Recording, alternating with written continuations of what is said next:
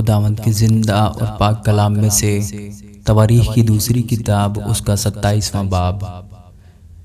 یوتام 25 برس کا تھا جب وہ سلطنت کرنے لگا، اور اس نے 16 برس یروشلم میں سلطنت کی۔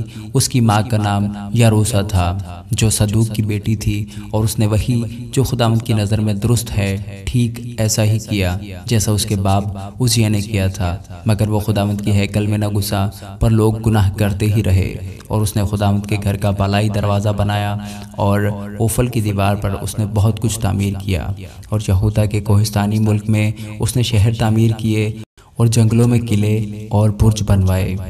وہ بنی امون کے بادشاہ سے بھی لڑا اور ان پر غالب ہوا، اور اسی سال بنی امون نے 100 کنتار چاندی اور 10,000 کر گیہوں اور 10,000 کر جو اسے دیے، اور اتنا ہی بنی امون نے دوسرے اور تیسرے برس بھی اسے دیا۔ سو یوتام زبردست ہو گیا، کیونکہ اس نے خداوند اپنے خدا کے آگے اپنی راہیں درست کی تھیں، اور یوتام کے باقی کام اور اس کی سب لڑائیاں اور اس کے طور طریقے اسرائیل اور یہودا کے بادشاہوں کی کتاب میں قلم بند ہیں۔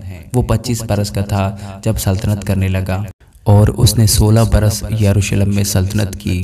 اور یوتام اپنے باپ دادا کے ساتھ سو گیا، اور انہوں نے اسے داؤد کے شہر میں دفن کیا، اور اس کا بیٹا آخز اس کی جگہ بادشاہ ہوا۔